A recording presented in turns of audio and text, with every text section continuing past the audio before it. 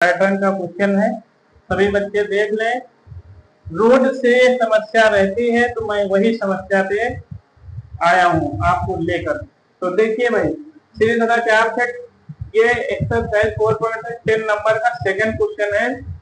2x² minus 2√2x + 1 = 0 के roots निकालना है, अल्फा व बीटा की वैल्यू फाइंड करना है। तो उसके लिए आपको सीरीज नंबर 4 फार्मूला याद होना चाहिए। इसी को फार्मूला मेथड बोलते हैं या सूत्र विधि बोलते हैं, दोनों तरीके से ध्यान रखना है, ठीक है। और ये पेपर में ये क्वेश्चन आने की जो है हमेशा संभावनाएं रहती है कि आएगा, जो पॉसिबल है आने की कंडीशंस इसमें ध्यान रखना है। अब यहाँ से देखिए भाई, सब कुछ अच्छे से आप लोग को दिखाई दे रहा है, मतलब आपको कुछ नहीं करना, आपको general formula x² + bx + c = 0 पता है। आप उससे क्या करेंगे, सभी लोग कंपेयर कर लेते हैं। हमने देखिए a = 2 और b की वैल्यू निगेटिव पूरा टर्म अगर आ रहा है तो b की वैल्यू बगैर संकोच के आपको ले लेना है। पॉजिटिव है तो पॉजिटिव सिंबल अंडरस्टूड होता है, नहीं दिखाते हैं। फिर c की वैल्यू +1 है तो देखिए यहाँ +1 था तो मैंने ओनली प्लस ले लिया, +1 नहीं दिखाया, वो अंडरस्टूड होता है, दिखा सकते हो, ठीक है, वो अंडरस्टूड रहता है। फिर यहाँ से हम लोग नाउ यूजिंग फार्मूला यानी आप सीधी तरह 4 फार्मूले का प्रयोग करेंगे अब, ठीक। ए बी सी की वैल्यू सिर्फ फार्मूले में रखना है।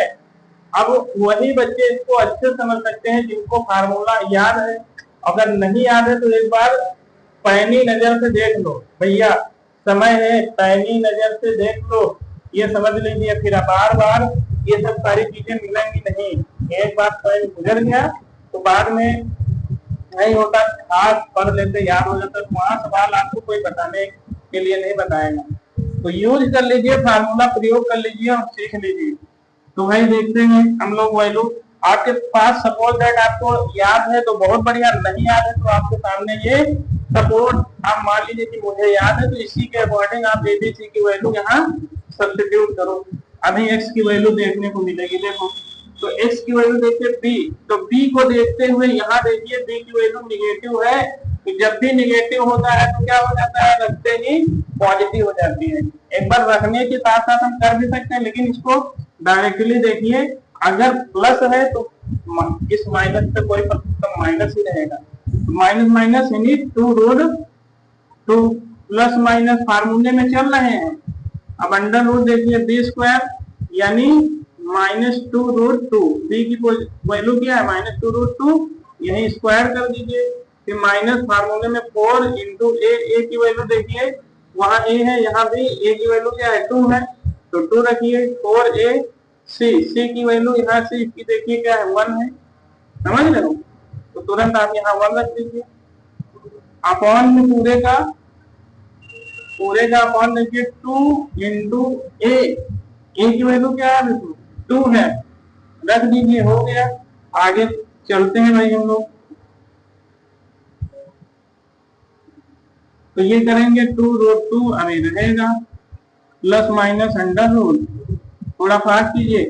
देखिए अगर निगेटिव इंटीजर पे पावर इवन आ रही है, सम आ रही है, तो ये आपको एक्सपोनेंट रूल से पता होना चाहिए कि निगेटिव का साइन का कोई मतलब नहीं रहता है, बहुत आसान कर देता है।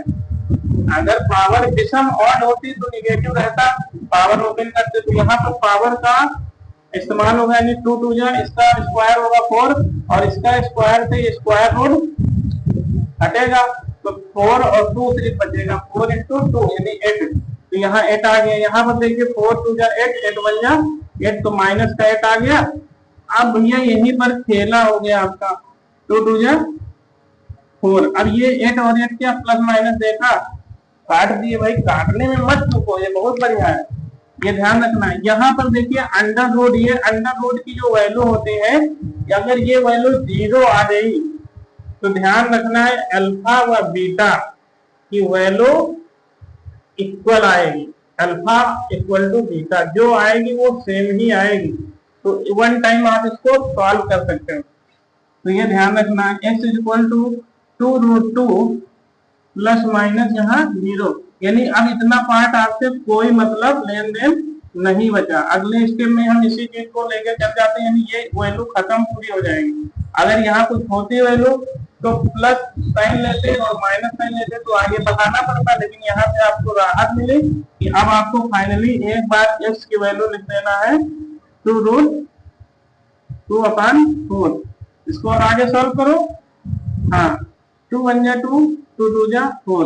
अब इसका देखिए, इसका रूट इसका प्रियर रूट में रहेगा, तो ये √2 किसको काटेगा तो इसको √2 में लाएगा, तो इंटू √2 1 जा √2, यानी फाइनली हमें x की वैल्यू क्या मिल गई 1/√2।